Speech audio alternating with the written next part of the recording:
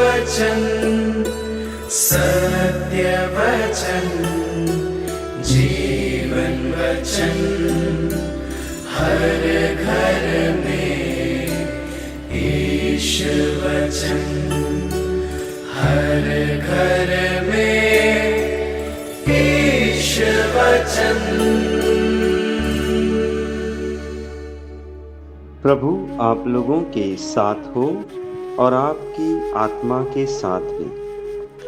संत लूकस के अनुसार पवित्र सुसमाचार। हे प्रभु तेरी महिमा हो। अध्याय 12 पद संख्याएं 1 से लेकर 7 तक। उस समय भीड़ इतनी बढ़ गई थी कि लोग एक दूसरे को कुचल रहे थे। ईसा मुख्य रूप से अपने शिष्यों से यह कहने लगे, फरीसियों के कपट रूपी खमीर से सावधान रहो। ऐसा कुछ भी गुप्त नहीं है जो प्रकाश में नहीं लाया जाएगा, और ऐसा कुछ भी छिपा हुआ नहीं है जो प्रकट नहीं किया जाएगा। तुमने जो अंधेरे में कहा है वह उजाले में सुनाया जाएगा, और तुमने जो एकांत में फुसफुसा कर कहा है वह पुकार पुकार कर दोहराया जाएगा। मैं तुम अपने मित्रों से कहता हूं, जो लोग शरीर को मार डालते हैं परंतु उसके बाद और कुछ नहीं कर सकते, उनसे नहीं डरो। मैं तुम्हें बताता हूं कि किससे डरना चाहिए।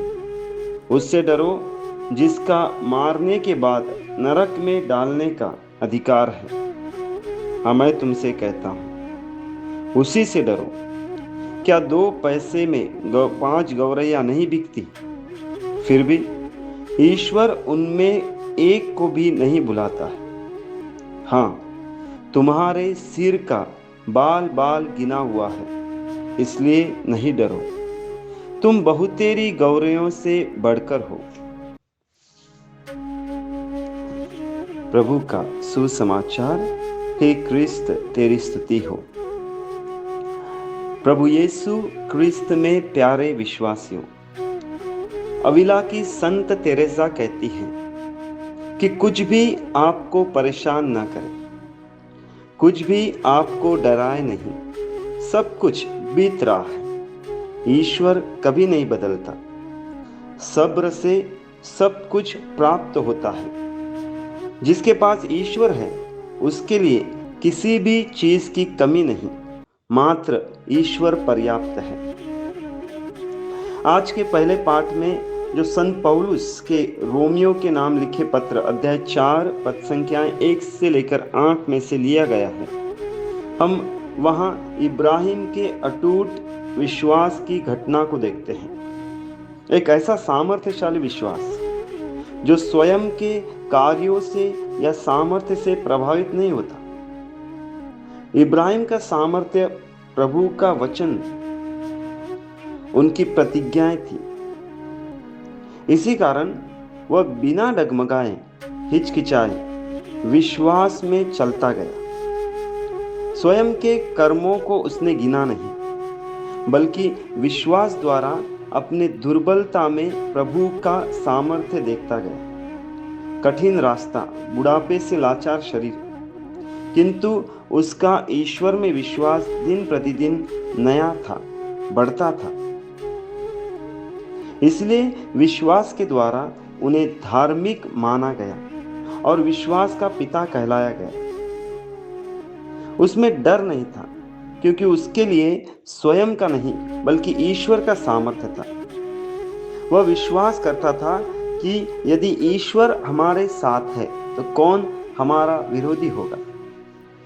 इसी बात को प्रभु हमें समझाते हैं जब वह कहते हैं, जो लोग शरीर को मार डालते हैं परंतु उसके बाद और कुछ नहीं कर सकते, उनसे नहीं डरो, बल्कि उससे डरो जिसका मारने के बाद नरक में डालने का अधिकार है। एक मजबूत विश्वास हर प्रकार के डर को निकालता है और विश्वास उसमें जो असंभव को संभव करता है। उस ईश्वर पर जब हम भरोसा रखते हैं, विश्वास रखते हैं, वह मुझे केंद्र स्थान पर रखता है। इसलिए प्रभु कहते हैं कि मामूली सी दिखने वाली गौरवों को देखो, प्रभु उनका भी ख्याल रखता है।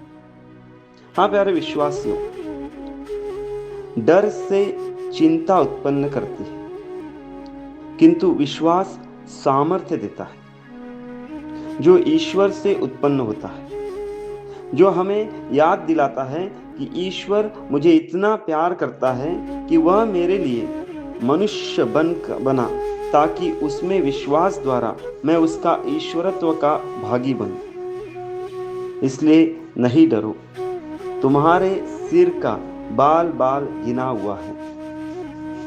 हम प्रार्थना करें।